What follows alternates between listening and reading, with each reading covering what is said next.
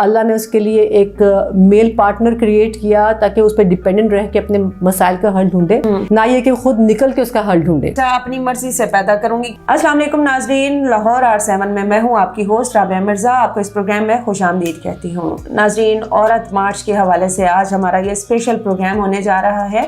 اس میں ہم نے انوائٹ کیا ہے، بلکہ ہم ان کے خود مہمان آج بنے ہیں، ڈاکٹر سائمہ شہزاد۔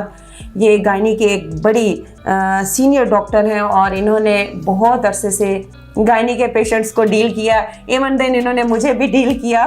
ان کی میں خود بھی پیشنٹ ہوں اور رہ چکی ہوں۔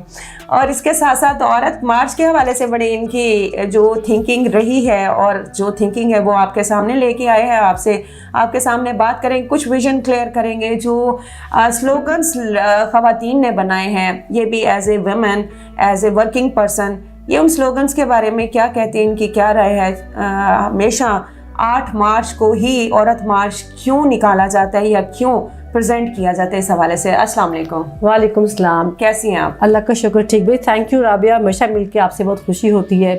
ضروری نہیں ہم کوئی پروفیشنل بات کر لیں ایک دوسرے کے ساتھ، سم ٹائم ہوتا ہے کہ آپ نے کوئی کرٹکس بھی ڈیسائیڈ کرنا ہے کہ ہم نے آج اس پہ بات کرنی ہے۔ جی میڈیسن نہیں آج میں لکھوانے، آج آپ سے میں بات بیسیکلی روز سنتے ہیں کہ بھئی یہ اب مارچ کا جیسے مہینہ شروع ہوتا ہے کہ بھئی اب عورتوں کے جو حقوق ہے اس کے لیے مارچ کریں گے، ان کے لیے ان کو ہائی لائٹ کریں گے، کیا کچھ ہو گیا عورتوں کے ساتھ پچھلے اس سال میں، کیا ہوا، کیا کھویا، کیا پایا، وہ سب ایسے ایک مارچ کی صورت میں خواتین باہر نکلتی ہیں تو اس کو آپ سمجھ سکتے ہیں کہ وہ اس کو ہائی لائٹ کرتی ہیں، جو ان کے ساتھ پرابلمس ہیں یا پھر جو وہ سمجھتی ہیں that they are suffering from.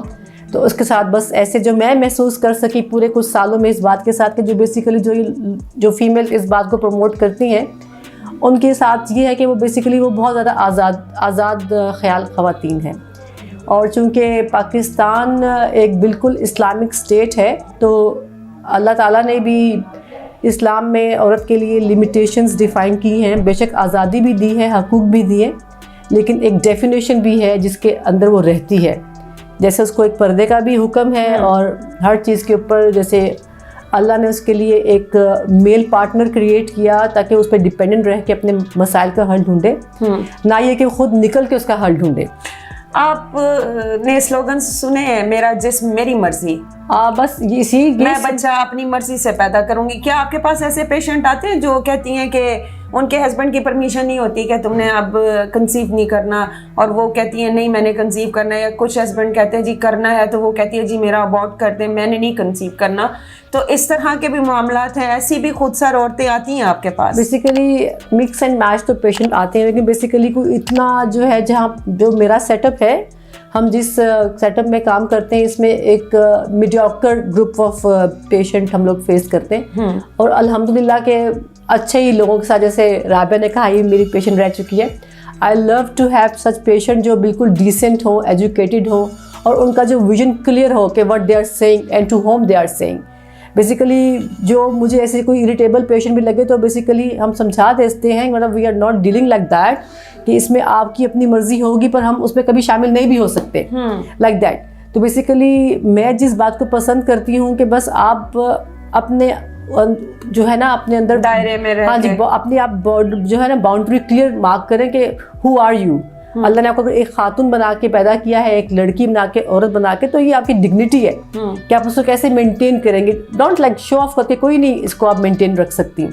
جتنا آپ پردے میں رہیں گی، جتنا آپ چھپ کے بات کریں گی یا جتنا ڈھک کے رہیں گی، اور کسی اپنے فادر کا، بردر کا، ہسبینڈ کا اگر ان کا ساتھ لیں گی تو ہمیشہ آپ پروٹیکٹڈ فیل کریں گی۔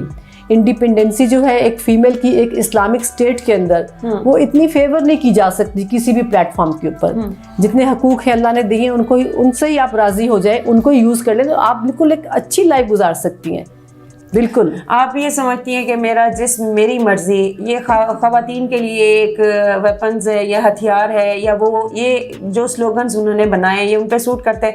موسٹلی آپ نے دیکھا ہوگا عورت مارچ پہ جو خواتین جاتی ہیں اس میں سے ایک بھی ایسی خاتون نہیں ہے جس کے اوپر کسی قسم کا کوئی ہراسمنٹ ہوئی ہو یا اس کے اپنے ہسبینڈ کی اس کے اوپر بنتی ہے چلتی ہو۔ بیسیکلی آپ کو نظر آتا ہے ایک اسٹگما ہے، ایک بیسیکلی جو یہ لوگ کیری کرتے ہیں یہ ساری جو مارچ وغیرہ، وہ ایک کلاس ہوگی جو فیمیلز کی جو بیسیکلی نارمل جیسے عام ہوتی خواتین وہ نہیں ہو سکتی۔ بیسیکلی جو اگر لمیٹڈ ڈیفائنڈ خواتین ہیں معاشرے کی, وہ they will never go for that.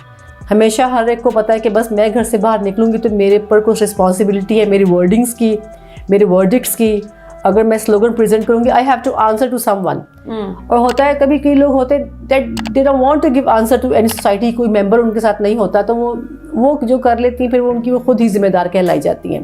زیادہ ہائی لائٹ کرنے سے بھی آپ بیسیکلی زیادہ ہائی لائٹ کرتے ہیں اپنے پرابلمس کو یا اپنی چیزوں کو, تو اس سے جو ہے نا ایگریسونیس ان دا میڈیا کے تھرو پیدا ہوتی ہے ان دا پاپولیشن. لوگ ایسے ایگریسو بیہیویئر آپ کے خلاف ہو جاتے ہیں کہ بھائی وٹ آر دے ڈوئنگ, ان کو لگتا ہے کہ آپ جو کر رہے ہیں وہ ایک اچھی چیز نہیں پروموٹ کی جا رہی. میں تو کبھی کسی کی ایسی بات سنی نہیں کہ لوگ پروموٹ کر رہے ہیں اس بات کو. لوگ بس یہی سمجھتے ہیں but it is a thing that should not be highlight. جب میں نے کبھی اس کا اندازہ لگایا آپس میں کوئی بات بھی کر رہا ہو, کبھی بھی میں نے نہیں کسی کو سنا کہتے ہوئے that is a good thing.